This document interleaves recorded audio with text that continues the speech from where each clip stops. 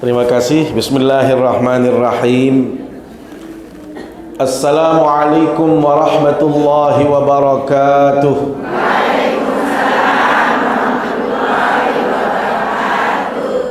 Alhamdulillahi rabbil alamin. Wa bihi nasta'inu ala umurid dunya waddin. Wassalatu wassalamu ala ashrafil anbiya'i wal mursalin Sayyidina wa habibina wa syafi'ina wa maulana Muhammad wa ala alihi wa sahbihi ajma'in. Amma ba'du. Yang kita hormati Ketua Majelis Ta'lim As-Salsabila dan segenap pengurus yang kita sayangi dan cintai, anak-anak yatim yang bersama kita pada sore hari ini. Singkatnya, ibu-ibu jamaah pengajian yang dimuliakan Allah Subhanahu wa Ta'ala. Saat ini tepat jam 17.00. Ibu-ibu mau ngaji sampai jam berapa? Jam 6. Setengah jam aja ya. Ya. Pokoknya begitu jam 17.30 teng kita selesai. Oke? Setuju?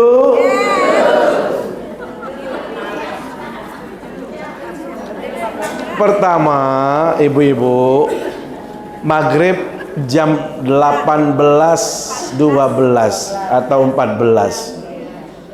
Saya juga ada pengajian yang sama nanti di Monjo. Ini sudah pengajian yang keberapa saya nggak tahu itu sudah. Saya kalau tadi pagi mendengar di Islamic Center radio, itu saya bergeser ke PDAM, bergeser ke rumah sakit provinsi, setelah itu ke kampus, setelah itu ke PU. Tadi ada janji tamu, makanya saya masih ngantuk-ngantuk ini sebenarnya ini. Saya begini-gini terus. Tambah ngeliat ibu-ibu tambah ngantuk semua ini.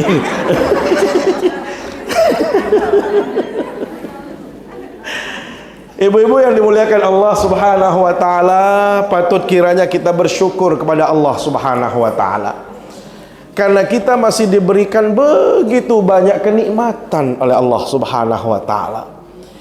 Yang paling terasa saat ini adalah nikmat kebersamaan, nikmatnya kita bersama-sama dalam kebaikan, bersama-sama di dalam menuntut ilmu, bersama-sama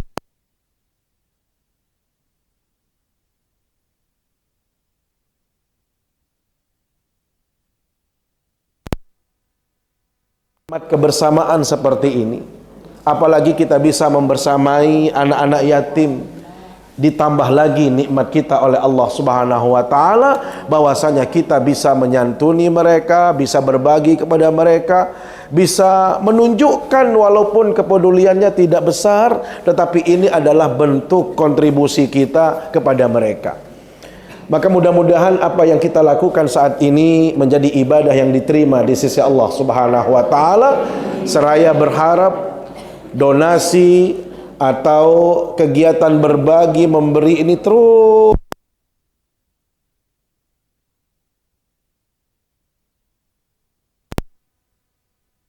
yang terlihat. Dan mohon maaf, ibadah yang paling besar nilai pahalanya kata ulama adalah ibadah yang memiliki dimensi sosial. Salat itu hanya dimensi individu,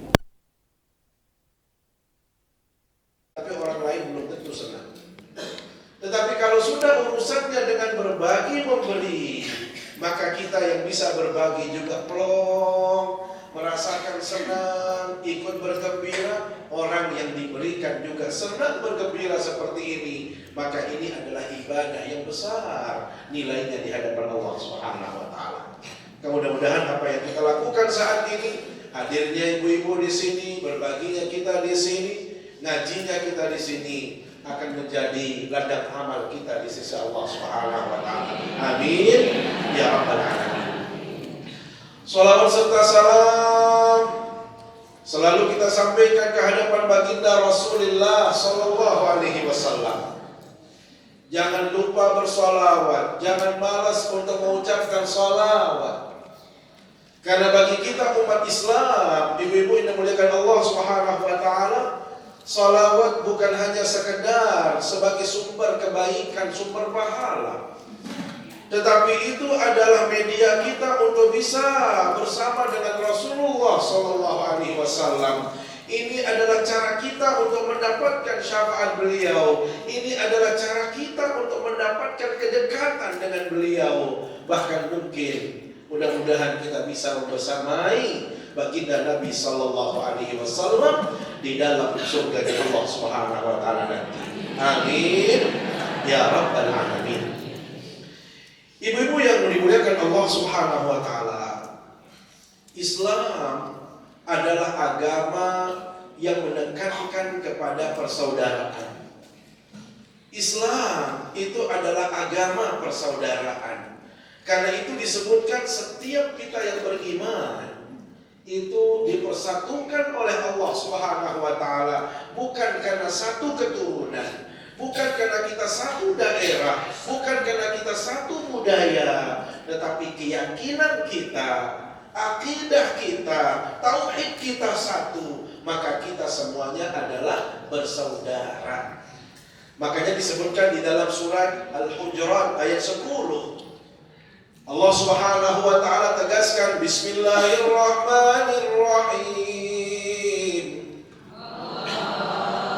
Innamal mu'minuna ikhwatun fa aslihu baina akhawaykum. Innamal mu'minuna ikhwah. Sesungguhnya setiap orang yang beriman, semua orang yang beriman, siapa mereka yang beriman? Yang meyakini Allah dan Rasulnya. Mereka yang sudah benar-benar bersaksi tiada Tuhan selain Allah, kemudian dia mempersaksikan bahwasanya tidak ada utusan selain baginda Rasul sallallahu alaihi wasallam, maka orang ini secara tidak langsung maupun langsung dia sudah dipersaudarakan dengan siapapun juga yang satu keyakinan, satu keimanan, satu akidah dengan kita. Karena itu di dalam penafsiran ayat ini, ibu-ibu yang dimuliakan Allah SWT, Al-Imam Al-Qurtubi mengatakan apa? Ukhuwatud din athbatu min ukhuwatin nasab. Persaudaraan yang dibangun atas dasar keyakinan yang sama, akidah yang sama, agama yang sama, itu jauh lebih kuat dibandingkan persaudaraan yang dibangun atas dasar satu keturunan. Boleh kita satu bapak, satu ibu, tetapi kalau dia menyimpang dari ajaran Allah, dia murtad, maka kita sudah jauh hubungan kita dengan dia. Tetapi kalau ini orang, walaupun bukan satu bapak, tidak satu ibu, bahkan kita tidak mengenalnya, tetapi dia sama-sama bersyahadat, asyhadu an la ilaha illallah wa asyhadu anna Muhammadar Rasulullah, maka kita semua adalah bersaudara. Maka konsekuensi dari persaudaraan itu, ibu-ibu yang dimuliakan Allah SWT, kita harus saling mencintai, kita harus saling menyayangi, kita harus saling membantu, kita harus saling tolong menolong. Karena itu di dalam Islam, Rasul Shallallahu Alaihi Wasallam mengibaratkan hubungan satu sama lainnya dalam kehidupan kita. Hubungan sesama Muslim itu laksana satu bangunan. Ibu-ibu sudah lihat bangunan? Mana bangunannya? Ini bangunan. Lihat, ini bangunan begitu mewahnya, begitu megahnya. Kita tidak pernah mendengar saya yang paling hebat kata semen. Kalau bukan saya nggak bisa seperti ini. Oh, saya lebih hebat. Kalau tidak dengan saya kata batu, nggak bisa berdiri kalian ini. Oh, saya yang paling hebat, batu bata. Pernah mendengar seperti itu? Subhanallah. Inilah umat Islam. Siapapun kita, apapun status kita, apapun jabatan kita, kalau kita dalam Islam ini adalah satu kesatuan. Tidak boleh karena saya, tidak boleh karena ini, tidak boleh karena itu. Lihat bangunan ini, semuanya sama rata. Yang namanya batu, yang namanya semen, pasir, melebur. Untuk apa? Menjaga bangunan ini supaya kokoh. Di hadis yang lain, Rasul Shallallahu Alaihi Wasallam memberikan gambaran tentang persaudaraan kita di dalam Islam. Mathalul mu'minina fi tawaddihim wa ta'atufihim wa tarahumihim kamathalil jasadil wahid. Ibu-ibu, kita ini diibaratkan seperti satu tubuh. Yang namanya satu tubuh itu di sana ada semua panca indera. Di situ ada tangan, di situ ada mata, di situ ada telinga, di situ ada kaki, bahkan macam-macam organ tubuh. Tetapi tidak ada yang mengatakan saya paling hebat, saya paling oke. Kalau bukan karena mata, bolak mata. Tidak ada. Lamun darat naik, dia tahu lama, tidak ada. Bahkan subhanallah, ibu-ibu yang muliakan Allah SWT, bila salah satu anggota tubuh ini sedang bermasalah, maka semua tubuh ini merasakan sakit yang sama. Kalau kita jalan ke masjid ini, datang ke pengajian, kita tersandung dengan batu besar atau batu kecil? Begitu kita tersandung kaki kita, mata tidak pernah mengatakan dua bolak, jeli, ada pelok. Wah, dengar seperti itu? Gak ada. Tetapi dia langsung mengatakan, aduh, semuanya aduh. Saya jemaah, inilah tatanan kehidupan dalam Islam. Karena itu untuk menjaga keserasian, untuk menjaga hubungan-hubungan ini, Rasul Shallallahu Alaihi Wasallam memberikan tuntunan-tuntunan yang harus kita jaga supaya apa? Kelanggengan hubungan yang baik ini terus terjalin satu sama lainnya. Dan bahkan mohon maaf ibu-ibu dimuliakan Allah SWT, melakukan apa yang diperintahkan oleh baginda Rasul Shallallahu Alaihi Wasallam bukan hanya sekadar menjadi sumber pahala, tetapi itu akan mengakrabkan kita, akan menjadikan kita lebih dekat, akan menjadikan hubungan kita lebih baik, akan menjadikan kita semakin saling mencintai, menyayangi satu sama lainnya. Apa di antara hal yang harus kita lakukan dalam kerangka kita menjaga hubungan antara satu sama lainnya? Dalam hadis yang diriwayatkan dari Imam Abu Hurairah radhiyallahu anhu. Hadis yang diriwayatkan dari Abu Hurairah radhiyallahu anhu, paling tidak disebutkan di situ ada hak-hak sesama muslim yang harus kita lakukan. Ada hak-hak yang harus kita tunaikan supaya apa? Terjalin hubungan ini yang baik, supaya tidak ada miskomunikasi, supaya tidak ada sikap saling iri, saling menjatuhkan, saling menjelekkan satu sama lainnya. Kita harus menjaga hak-hak sesama. Paling tidak kata Rasul Sallallahu Alaihi Wasallam ada 6 hak yang harus kita jaga. Ya, tolong diingat, ada 6 hak yang harus kita pelihara, kita jaga. Kalau kita jalani hak-hak ini, bukan hanya hubungan saja yang baik, tetapi itu juga bagian daripada sunnah yang dicontohkan oleh baginda Rasul Sallallahu Alaihi Wasallam. Dan bila mana kita lakukan itu, ibu-ibu yang dimuliakan Allah SWT, maka kita sudah mengikuti petunjuk beliau. Maka insya Allah itu akan menjadi wasilah kita untuk bisa mendapatkan syafaat kelak di hari kiamat. Apa saja hak-hak itu? Ada 6 hak kita atau hak sesama muslim. Hakul muslimi alal muslimi sittun. Hak sesama muslim atas muslim lainnya ada 6 perkara. Yang pertama, kata Rasul sallallahu alaihi wasallam, "Idza laqitahu fasallim alaihi." Bila mana Anda berjumpa, bila mana Anda bertemu dengan saudara Anda, maka yang harus keluar dari mulut kita tidak ucapan-ucapan yang lain, tetapi yang pertama kali muncul adalah Assalamualaikum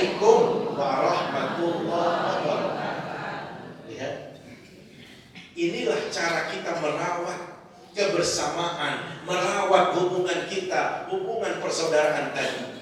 Sehingga kalau kita menebarkan salam dalam hidup ini, insya Allah tidak ada lagi orang yang saling mencurigai. Tidak ada lagi orang yang saling membelakangi dalam hidup ini. Tidak mungkin ada masalah dalam hidup ini. Tetapi kita ini kadang-kadang, mohon maaf, salam saja sulit untuk keluar dari mulut kita. Baik dalam keadaan kita bagus atau tidak bagus. Dalam kondisi bagus misalnya, hubungan kita bagus. Walaupun sudah tua-tua masih pakai bro. Hey bro. Hey guys. Hey Cin. Oh, cinta ceritanya. Hey Cin. Untung gak kena bilang Jin. Ya, apapun kata-kata yang menunjukkan kata ini paling bagus, tidak ada yang lebih baik dari ucapan salam. Maka pastikan ibu-ibu yang dimuliakan Allah, apalagi kita konsep berumah tangganya kita, konsep kita dalam perumahan ibu-ibu ya, setiap rumah sudah kecil-kecil, sudah ditembok tinggi-tinggi. Sehingga kadang-kadang hubungan satu sama lainnya itu tidak ada. Teman sebelah lagi ngapain kita tidak tahu, apakah dia sedang sakit, apakah dia sedang butuh pertolongan, atau jangan-jangan di situ ada masalah yang lebih besar lagi.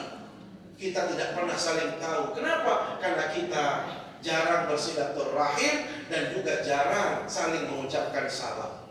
Ya, padahal salam ini bukan hanya sekedar ungkapan biasa, bukan hanya ucapan biasa, tetapi dia adalah menjadi sumber kebaikan yang luar biasa. Ingat kata Rasul Sallallahu Alaihi Wasallam, bila mana ada dua orang Muslim yang berjumpa, maka yang paling baik dari kedua orang itu adalah yang memulai dengan salam. Yang pertama kali mengucapkan salam, maka dialah orang yang paling baik. Maka kewajiban kita berikutnya adalah menjawab. Ini kadang-kadang kita begitu berjumpa dengan tetangga, teman-teman, sahabat, merasa lebih kaya. Kenapa ibu gak ucapin salam? Saya lebih kaya. Ada gak seperti itu? Merasa lebih kaya, merasa lebih hebat, merasa punya jabatan tinggi. Apalagi kalau sudah umroh. Kalau ada, kenapa gak ucapin salam? Dia kan belum umroh, saya sudah umroh. Apalagi sudah haji. Pak Haji kenapa nggak ucap? Masa saya kan saya sudah haji, dia sih yang belum.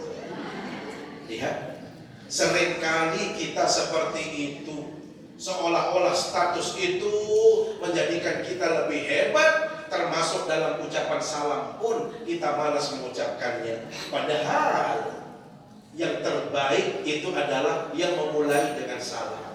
Kadang-kadang kita karena merasa lebih tua, merasa usianya kita lebih dewasa, pagah toak dan jauh diri, jalan saja. Kenapa Pak Haji?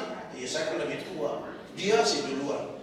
Jangan menunggu siapapun Bapak Ibu. Kenapa? Karena kalau mau menjadi orang yang paling baik, maka kita lebih dahulu mengucapkan salam, maka pahala kita jauh lebih besar daripada orang yang tidak mengucapkan salam. Salam di dalam ajaran Islam, ibu-ibu yang dimuliakan Allah SWT, juga mengandung makna doa. Jadi di saat kita mengucapkan Assalamualaikum, berarti kita sedang mendoakan orang itu, semoga ibu dalam keselamatan, semoga ibu dapat curahan rahmat, semoga ibu dapat kasih sayang Allah. Kira-kira kalau seperti itu senang apa tidak? Jadi kalau kita sedang diucapkan salam, berarti orang itu sedang cinta sama kita, orang itu sedang sayang sama kita, maka dia memberikan ucapan-ucapan doa yang luar biasa. Makanya kadang-kadang doa itu jauh lebih penting ketimbang bantuan-bantuan secara material. Ibu-ibu, kalau kita kemarin orang sedang pemilihan, mau jadi bupati, mau jadi wali kota, mau jadi gubernur, mohon doa dan dukungan. Nggak ada, tolong amplopnya juga selipin.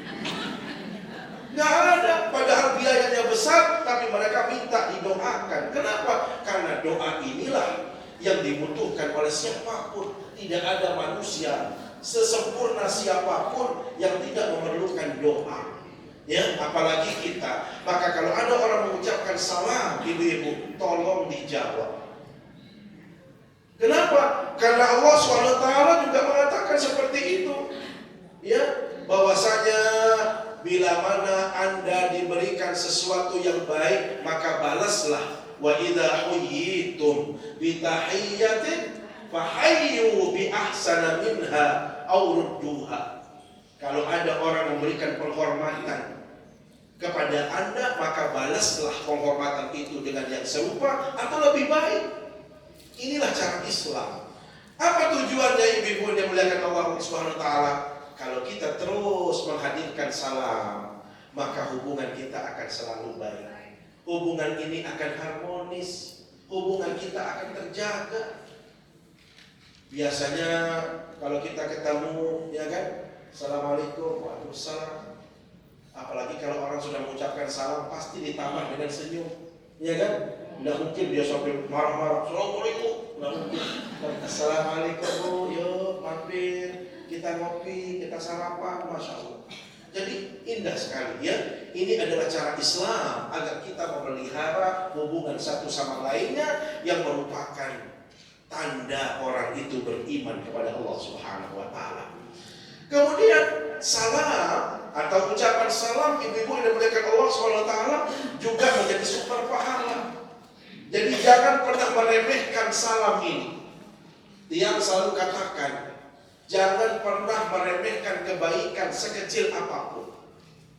Jangan pernah mengatakan, oh ini perkara kecil, gak perlu saya lakukan. Kenapa? Karena banyak sunnah-sunnah yang mohon maaf, bila mana kita lakukan sunnah itu, jangan-jangan itulah perantara kita untuk bisa mendapatkan syafaat baginda Nabi, untuk bisa bersama Rasulullah. Saya kemarin di beberapa pengajian ibu-ibu yang dimuliakan Allah SWT, ternyata ada satu bahasan hadis yang sangat kelihatannya ringan sekali. Apa katanya dalam hadis itu? Bila mana Anda sudah selesai makan, maka janganlah engkau mencuci tangan kalian, kata Rasulullah SAW. Sebelum Anda membersihkannya dengan mulut Anda.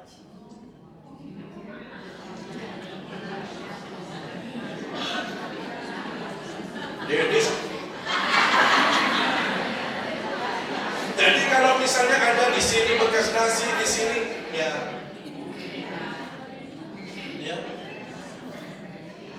Kenapa kata Rasulullah SAW? Jangan-jangan kamu tidak tahu di mana berkah itu ada. Ternyata ibu-ibu yang dimuliakan Allah Subhanahu wa taala, di saat kita makan, dikala kita makan, ada yang jatuh, kata Rasulullah SAW, tolong dibersihkan. Kalau memang masih layak dimakan, makan. Kenapa? Karena sesuatu yang terjatuh dari makanan itu, kalau kita biarkan satu itu mubadzir, maka itu akan menjadi bagian daripada setan. Setan yang ambil itu, setan yang senang, setan yang akan berbahagia dengan apa yang kita lakukan. Maka kalau kita makan, jangan ambil sapu tangan terdahulu, kata Rasul, jangan dibersihkan, bersihkan dulu dengan mulut Anda. Ya, tentu kita harus melihat situasi, ya. Ya janganlah yang dilihat gitu ya, dibersihkan. Ternyata ibu-ibu yang dimuliakan Allah SWT, saya mencari di Google apa hikmahnya. Ternyata dari sisi kesehatan ibu-ibu yang dimuliakan Allah SWT, disitulah kesehatan yang luar biasa. Ada enzim-enzim yang melekat di situ. Itu justru akan berdampak kepada pencernaan yang akan semakin baik, semakin sehat. Jadi secara medis pun itu adalah menjadi jalan untuk menggapai kesehatan. Di samping itu sunnah. Kelihatannya sepele ibu-ibu dimuliakan Allah SWT, tetapi itu sunnah. Makanya saya sering katakan, sunnah sekecil apapun, tolong hadirkan. Saya selalu menekankan, tolong jangan lupa senyum. Kan begitu? Jangan malas senyum. Kalau Anda tidak berjumpa dengan teman secara alami seperti ini, dan ketemu sesama manusia, sudah tembok pun senyumin. Kenapa? jangan-jangan itulah yang akan menjadi perantara ibu-ibu untuk mendapatkan syafaat. Saya selalu sampaikan di majelis manapun. Bahkan kemarin waktu di Mekah, hampir setiap kloter saya sampaikan, jangan malas bermuseum. Satu, ini sunnah, tetapi tidak semua orang bisa melakukannya. Dia katakan apa? Bayangan saya besok di padang mahsyar, ibu-ibu, kita dikumpulkan, semua orang mencari perlindungan, semua orang mencari bantuan. Sampailah orang-orang itu kepada Nabi Ibrahim. Ternyata Nabi Adam pertama. Adam juga jawabannya, saya juga tidak bisa menyelamatkan diri saya sendiri. Di padang mahsyar. Orang pergi ke Ibrahim, jawabannya sama. Orang datang ke Nabi Musa, ke Isa, jawabannya sama. Giliran orang semua menyerbu baginda Rasul SAW, ternyata beliau satu-satunya orang yang bisa memberikan syafaat. Yang saya bayangkan itu apa, ibu-ibu? Giliran saya menghadap baginda Nabi minta syafaat. Assalamualaikum ya Rasulullah. Waalaikumsalam. Siapa anda? Zainuri. Oh Zainuri, saya belum menemukan alasan untuk bisa memberikan kamu bantuan. Saya belum bisa mendapatkan alasan untuk bisa memberikan kamu syafaat. Kenapa? Dulu kamu malas ibadah. Sunat-sunat rawatib jarang dilakukan. Ke masjid juga Anda jarang. Saya bingung, kata Rasul. Tetapi setelah saya cari-cari, untung kamu dulu di dunia suka senyum. Dan saya kasih kamu syafaat. Nih, gara-gara kamu senyum. Masalahnya, mohon maaf, ada orang yang rawatibnya sulit, sunnahnya sulit, puasa sunnahnya juga sulit, bersedekahnya sulit, senyumnya sulit. Mau dapat apa bagian dari Rasulullah SAW? Ya, ini cara yang paling simpel. Selalu saya mengatakan, saya husnuzan. Jangan-jangan inilah yang akan menjadikan saya besok mendapatkan syafaat. Maka hal-hal yang sepele tadi, ibu-ibu yang dimuliakan Allah Subhanahu Wa Taala, termasuk cara makan. Saya menjumpainya ini dalam hadis yang judulnya itu adalah menjaga sunnah dan tata caranya. Ternyata makan seperti itu, ya, itu juga cara baginda Rasul Sallallahu Alaihi Wasallam. Ya, walaupun memang ada sunnah-sunnah yang lain. Kalau makan itu hendaklah Anda mulai dengan 3 jari. Tetapi kan beda makanan, beda caranya. Kalau bakso bagaimana cara makan 3 jari? Sudah panas, kan nggak bisa.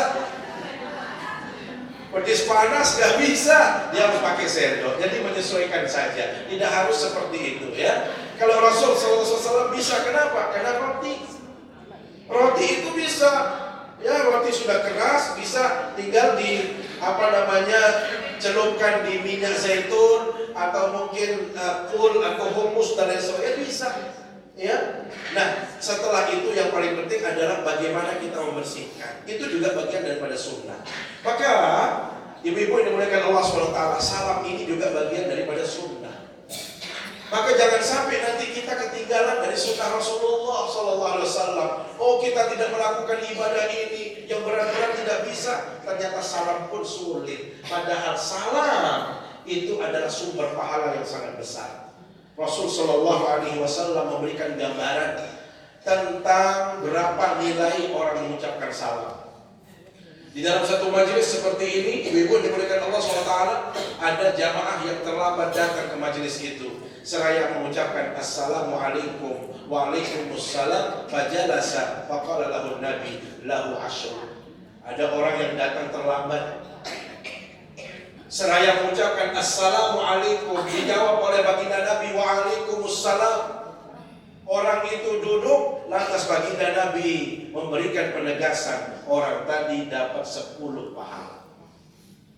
Bayangkan hanya mengucapkan Assalamualaikum.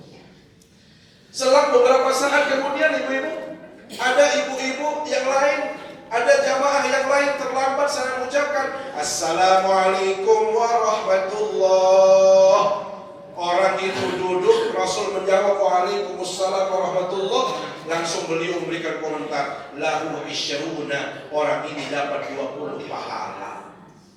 Kenapa? Karena dia mengucapkan salam yang lebih. Tidak lama kemudian, ibu-ibu, datang jamaah yang terakhir. seraya mengucapkan salam dengan cara yang sempurna. Assalamualaikum warahmatullahi wabarakatuh. Di saat baginda Nabi menjawab, langsung beliau memberikan komentar setelah orang itu duduk. Lahu salasuna, orang ini dapat 30 pahala. Masya Allah. Ternyata dari salam saja kita bisa mengumpulkan kebaikan-kebaikan. Kita bisa mengumpulkan pahala yang berlimpah. Maka jangan pernah malas, ya, ibu-ibu walaupun berjumpa dengan siapapun, Assalamualaikum warahmatullahi wabarakatuh. Ya kan? Jangan hanya diam, nanti orang mikir ada apa ibu ini? Ya, jangan-jangan saya salah tingkah atau saya salah perbuat, salah kata. Kan orang berpikir macam-macam. Ya, tapi kalau kita Assalamualaikum warahmatullahi, berarti ada rasa nyaman. Makanya Rasulullah SAW katakan apa? Kalau kita ingin memperbaiki hubungan kita satu sama lainnya, ada hubungan yang clash satu sama lainnya, ada masalah dengan orang lain, maka jalan yang paling baik untuk kita hadirkan adalah ucapkan salam. La tadkhulul jannata hatta tu'minu. Kita tidak mungkin masuk surga sebelum kita beriman kepada Allah.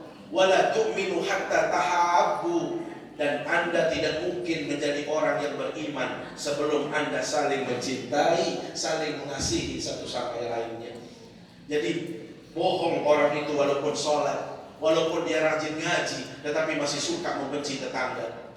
Dia tidak mau mengucapkan salam, dia tidak mau ketemu dan lain sebagainya. Itu tidak akan diterima imannya. Maka Rasul sallallahu alaihi wasallam tegaskan kepada sahabat, "Ala adullukum ala syai'in."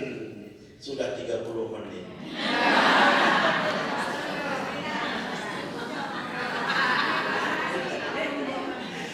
Ala adullukum, mau saya tunjukkan satu perkara ringan, satu amalan, kata Rasul SAW. Idza fa'altumuhu tahabattum, bila mana Anda melakukan amalan ini, Anda akan saling mencintai, Anda akan saling menyayangi dengan siapapun. Maka para sahabat menjawab, ya Rasulullah, apa itu ya Rasul? Maka beliau jawab, absus salama bainakum, tebarkan salam di antara kalian. Makanya saya tidak perlu risau, tidak perlu galau, tidak perlu khawatir. Kalau sudah ke perumahan ini, apakah lagi lendang lekong misalnya, apalagi sweater sana, apalagi, kenapa? Saya punya modal yang sudah diajarkan oleh Rasulullah SAW. Assalamualaikum warahmatullahi wabarakatuh. Ih Pak Ustaz. Tapi kalau saya diem aja jalan, siapa itu ya? Kan begitu. Tapi kalau kita di Lombok, di mana-mana, di NTB, kalau Assalamualaikum, Masya Allah, pasti banyak yang kita dapatkan. Ya, pasti nanti nilai pahala yang lain kita dapatkan. Belum lagi mungkin kita disuruh mampir, belum ada kopi dan lain sebagainya macam-macam. Ya, maka salam ini sangat dahsyat sekali. Ibu-ibu, salam ini kita anggap sepele, tetapi nyatanya dia sangat dahsyat sekali. Makanya tidak ada konflik yang tidak bisa teratasi dengan salam, ya, kecuali dengan salam. Jadi kalau ibu-ibu mohon maaf, saya ingin memberikan gambaran. Yang namanya hidup ini pasti ada clash, pasti ada masalah.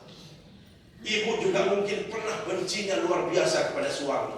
Artinya udah gedeknya luar biasa, ya kan?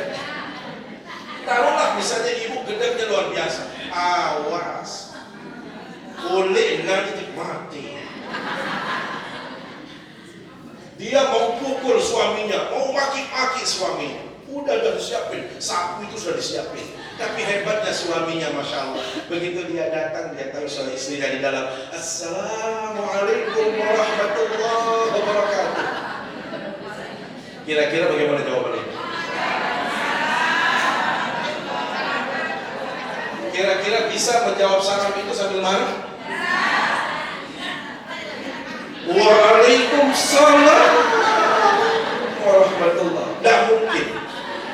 Karena tidak mungkin bersatu antara kemarahan, kebencian dengan kedamaian. Salam itu kan kedamaian.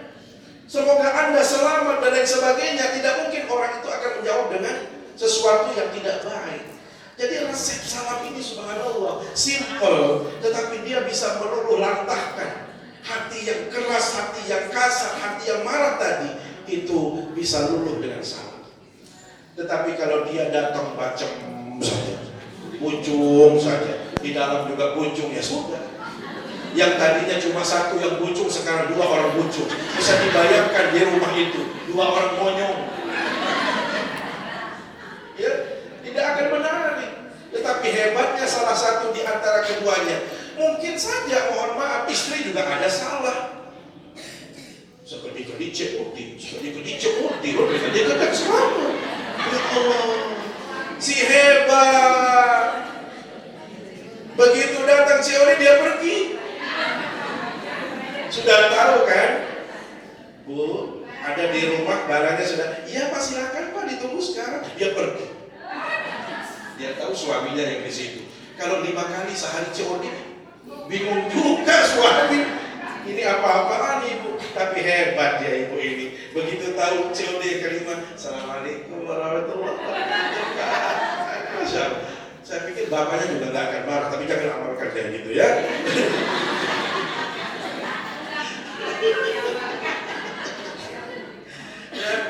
Jadi subhanallah, salam ini luar biasa. Sampai Rasul SAW katakan, ini boleh dikatakan sebagai sihir. Seperti seolah-olah ini sihir. Kenapa? Orang yang tadinya mungkin ada perasaan tidak suka, itu menjadi terbuka.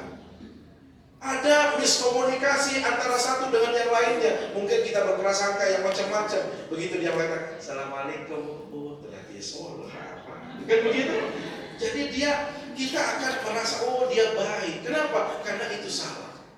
Maka ibu-ibu dimuliakan Allah Subhanahu wa taala, salam bila mana kita hadirkan, bila mana kita amalkan, bukan hanya kasih sayang yang kita dapatkan, tetapi hubungan satu sama lainnya itu akan semakin erat.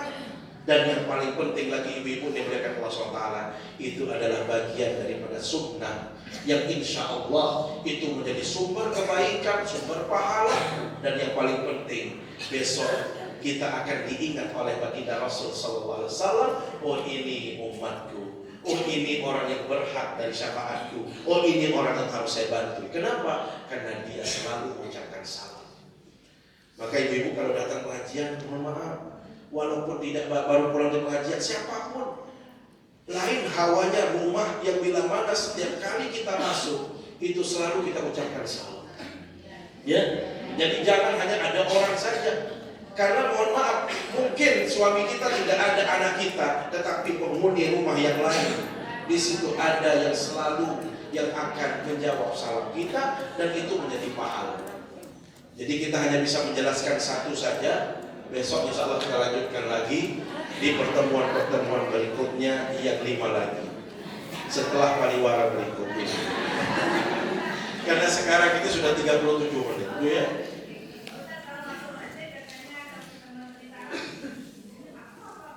Nggak ada, ya. Kemana-mana saja, ya. Iya, kemana saja. Karena di situ kan banyak orang. Yang mendengarnya yang jawab, yang sholat yang nggak jawab. Iya kan? Cuma jangan sengaja dia sholat sekali, Assalamualaikum warahmatullahi wabarakatuh. Nggak boleh. Nggak ada masalah, yang penting jangan mengganggu orang lain. Ya kan tidak mungkin kita sholat yang besar gitu kan? Kan di situ ada satu orang, Assalamualaikum warahmatullahi wabarakatuh. Jadi cukup yang dekat kita. Ya, jadi tidak harus keras-keras, nggak boleh juga, ya kan? Kecuali memang ada majelis-majelis yang tidak ada orang yang terganggu, ya. Kemudian kita memang menunjukkan diri kita bahwasanya kita sudah datang, yang ada, ya. Prinsipnya tidak ada batasan, ya. Kecuali yang tidak boleh itu menyebut kalimat-kalimat thayyibah di tempat-tempat yang dilarang, seperti tempat mandi, tempat WC dan lain sebagainya. Itu kan sesuatu yang memang tidak perlu, ya. Maka toh misalnya kalau kita sedang berada di WC, sementara ada orang yang mengucapkan salam, tidak perlu kita harus keras-keras, tidak perlu harus kita jawab dengan keras-keras. Ya sudah. Lain halnya dengan sholat. Ibu-ibu kalau sholat ada orang Assalamualaikum warahmatullahi wabarakatuh, tidak perlu jawab Assalamualaikum, tapi begitu takbir Allahu Akbar, ya, supaya dia dengar, dia tahu kalau kita sedang sholat, gitu ya. Jadi tidak ada masalah sebenarnya, asal jangan sampai ada orang yang terganggu, sengaja kita mengganggu. Ya, saya pikir demikian ibu-ibu dimuliakan Allah SWT. Terima kasih. Ya, mudah-mudahan nanti kita berjumpa lagi di lain kesempatan. Lagi 5. Nanti ingat tim kita yang 5. Harus dibuka di sini saja, nggak boleh di Rendang Lekong. Ya, karena nanti beda lagi, kita beda jamaah. Ya. Terima kasih ibu-ibu. Mari kita berdoa bermunajat kepada Allah Subhanahu wa taala.